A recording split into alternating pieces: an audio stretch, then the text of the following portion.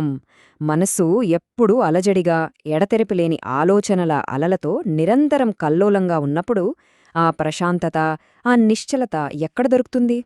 మనలో చాలామందిమి ఆ శాంతి కోసం ఎక్కడో బయట ప్రపంచంలో వెతుకుతూ ఉంటాం కదూ. కాని అసలైన సమాధానం మనకు చాలా దగ్గరగా మన శ్వాసలోనే దాగియుంది. నియో ఏన్షియంట్ విజ్డమ్ తెలుగుకు ప్రేమపూర్వక స్వాగతం. మనం మహర్షి పతంజలి అనుగ్రహించిన 195 యోగసూత్రాల దివ్యమైన ప్రయాణంలో కలిసి పయనిస్తున్నాము. ఈ పవిత్రమైన పరంపరలో ఇది మనం 34వ అడుగు. గుర్తుందా?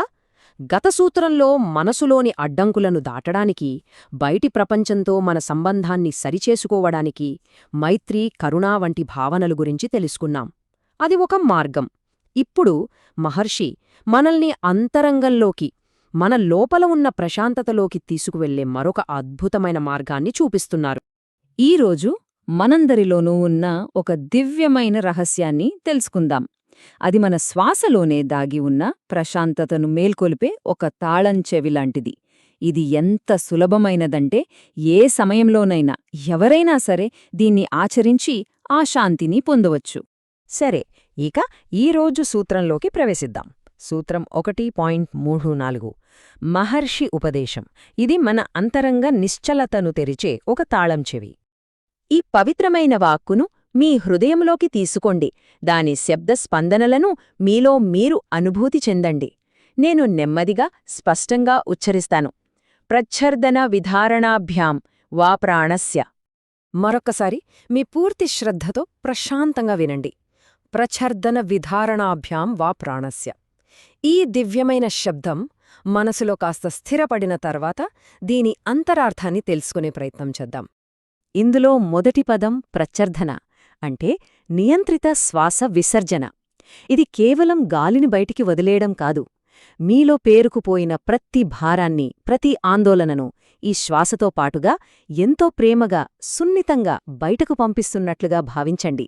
ఇదొక విడుదల, ఒక ఉపశమనం. ఇక రెండవ పదం విధారణ అంటే శ్వాసను నిలుపుదల చేయడం.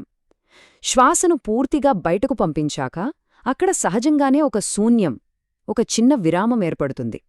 ఆ క్షణంలోనే మనస్సు సంపూర్ణమైన నిశ్చలతను అనుభవిస్తుంది. ఇక చివరి భాగం వా ప్రాణస్య అంటే లేగా ప్రాణశక్తి యొక్క. చూడండి, ఇక్కడ వా అనే ఈ చిన్న పదంలో మహర్షి కరుణ ఎంత అద్భుతంగా దాగి ఉందో. ఆయన మనకు ఇంకొక మార్గాన్ని, ఒక అందమైన ప్రత్యామ్నాయాన్ని చూపిస్తున్నారు. ఇక ప్రాణ అంటే కేవలం ఊపిరి కాదు, అది మనలో ప్రవహించే జీవశక్తి. ఇప్పుడు దీని సరళమైన ఆంగ్ల అర్థాన్ని ఒకసారి గమనిద్దాం. Or the mind becomes calm by the regulation of the exhalation and retention of breath. ఇప్పుడు ఈ సూత్రం యొక్క సంపూర్ణమైన, పవిత్రమైన తెలుగు అర్థాన్ని మన హృదయంలోకి తీసుకుందాం.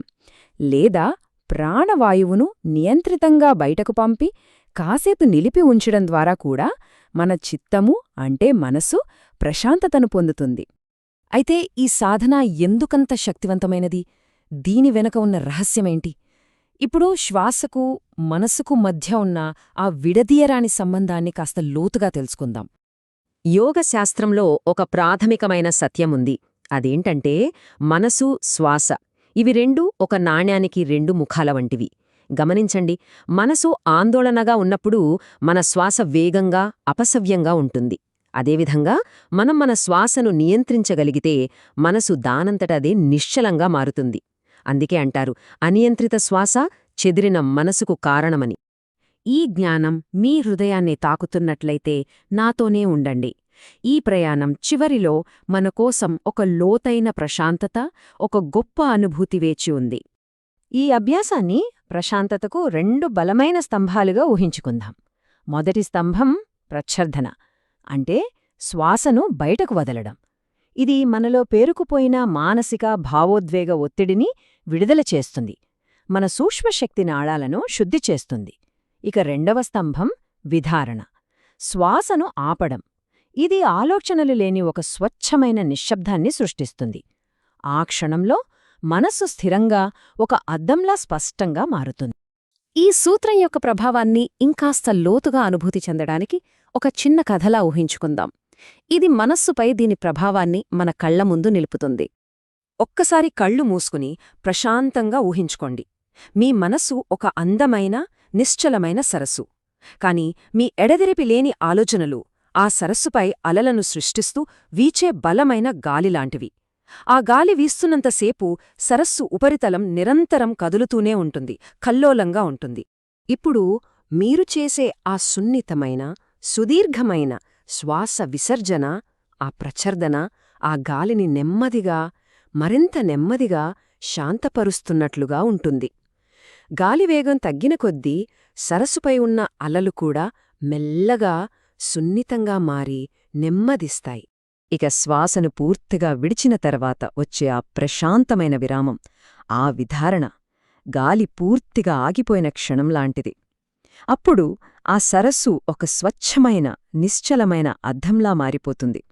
యథార్థాన్ని ఉన్నది ఉన్నట్లుగా స్పష్టంగా ప్రతిబింబిస్తుంది. ఈ ఉపమానం యొక్క సారాంశం ఇదే. మనమందరం గుర్తుంచుకోవాల్సిన ఒక అందమైన సత్యం: నిశ్చలమైన శ్వాసే నిర్మలమైన మనస్సుకు దర్పణం. ఈ దివ్యమైన జ్ఞానం కేవలం వినడానికే పరిమితం కాదు, మన జీవితంలో ఒక భాగం చేసుకోవడానికి. మరి దీన్ని మన దైనందిన జీవితంలో ఎలా ఆచరించాలి? చాలా సులభం. నేను మీకు ఎంతో ప్రేమగా వివరిస్తాను. భయపడాల్సిన అవసరం లేదు. మీరు ఏ పనిలో ఉన్నా, ఎక్కడ ఉన్నా సరే, ఒక క్షణం ఆగి ఈ 2 సులభమైన సోపానాలను పాటించండి. మొదటిది, మీ శ్వాసను గమనించండి. ముఖ్యంగా బయటకు వెళ్లే శ్వాసను. దాన్ని బలవంతంగా కాకుండా ఎంతో సున్నితంగా లోపలికి తీసుకునే శ్వాస కన్నా కాస్త దీర్ఘంగా సాగనివ్వండి.